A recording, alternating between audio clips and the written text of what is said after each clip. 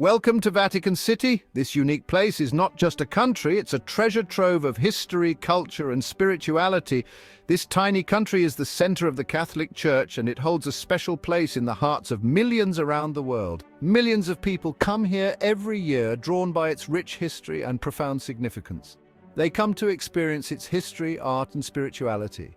The Vatican museums house some of the most important art collections in the world, including masterpieces by Michelangelo and Raphael. Vatican City is a special place where every corner tells a story of faith and devotion. It's a country within a city. Enclosed by the city of Rome, Vatican City stands as a sovereign entity with its own unique identity. You'll find it right in the heart of Rome, Italy. Despite its small size, it has a presence that resonates globally. Even though it's the smallest country in the world, it has a big impact. Its influence extends far beyond its borders, touching lives around the globe. The Pope lives and works in Vatican City. As the spiritual leader of over 1 billion Catholics, his words and actions are watched closely by people everywhere. He's the leader of the Catholic Church, guiding the faithful and addressing global issues with compassion and wisdom. People come from all over to see him and hear his messages. His public appearances, especially during major religious events, draw huge crowds. When you visit Vatican City, you'll see amazing buildings, beautiful art, and important religious sites. St. Peter's Basilica, with its stunning architecture and spiritual significance, is a must-see. Get ready for an unforgettable experience. Whether you're here for a pilgrimage, to admire the art, or simply to soak in the atmosphere, Vatican City offers something truly special for everyone. You might be surprised to learn that Vatican City is actually located inside the city of Rome, Italy. That's right, it's a country within a city. You can find it on the west bank of the Tiber River. Don't pack your hiking boots though. Vatican City is incredibly small, only about 100 acres. You can easily walk across the entire country in less than an hour. Despite its size, Vatican City is packed with amazing sights. From St. Peter's Basilica to the Vatican museums, there's something to amaze everyone.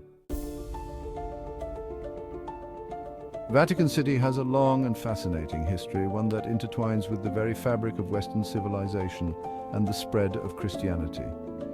It all started in the 4th century AD, a time when the Roman Empire was undergoing significant changes.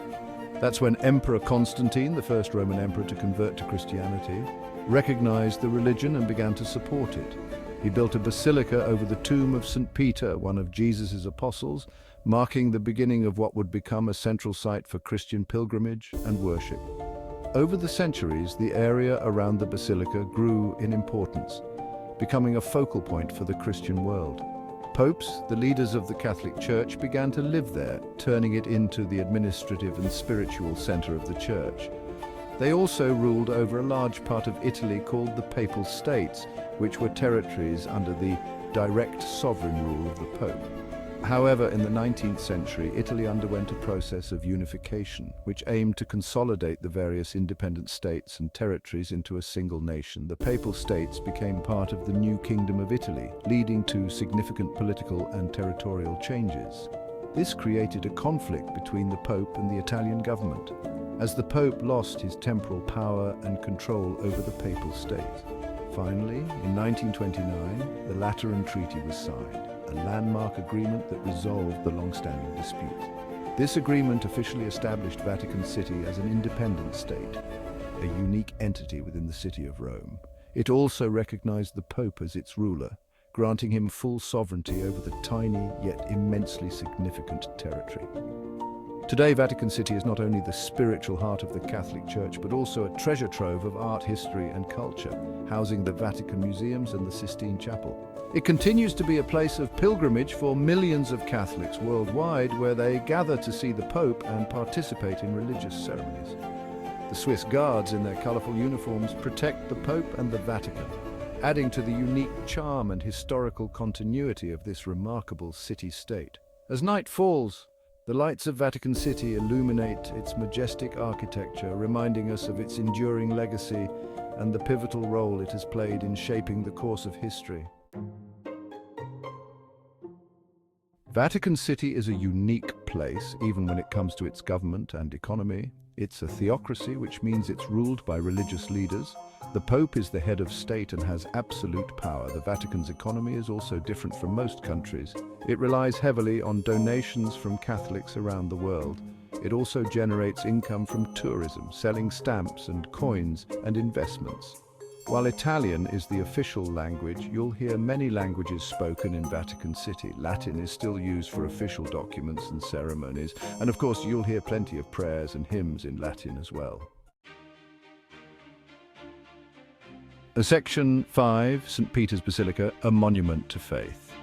St. Peter's Basilica is the heart of Vatican City, a place where faith and history intertwine seamlessly.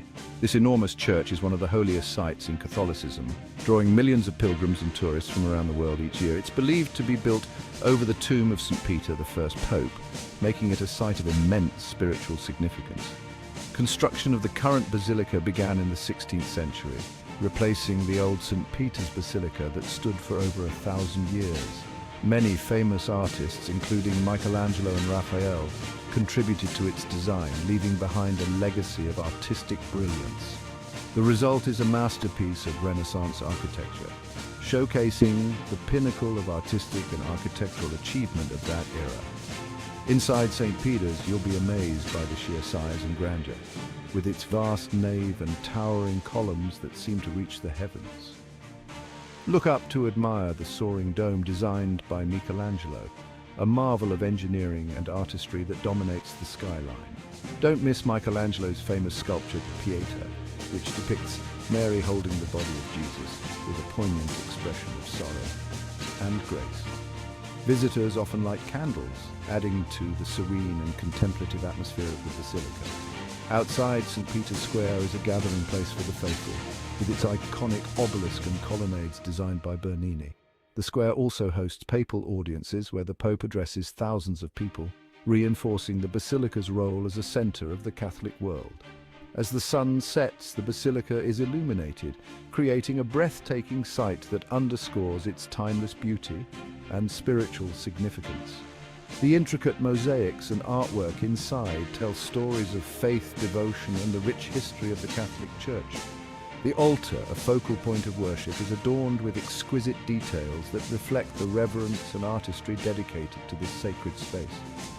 Pilgrims from all walks of life come here to pray, seeking solace and inspiration in this monumental testament to faith. St. Peter's Basilica stands as a monumental testament to faith, art, and history, a place where the divine and the human meet in a harmonious blend of beauty and spirituality. Section 6. Art Treasures. Vatican Museums and the Sistine Chapel. The Vatican Museums are home to one of the world's greatest art collections. You'll find masterpieces from ancient Egypt to the Renaissance. Be prepared to spend several hours exploring these incredible galleries. One of the highlights of the Vatican Museums is the Sistine Chapel. This chapel is famous for its breathtaking frescoes painted by Michelangelo. The ceiling depicts scenes from the Book of Genesis, including the iconic creation of Adam. Another must-see in the museums is Raphael's rooms. These rooms were once part of the Pope's private apartments. They're decorated with stunning frescoes by Raphael and his students. Section 7. Meeting the Pope. Papal audiences and Vatican customs.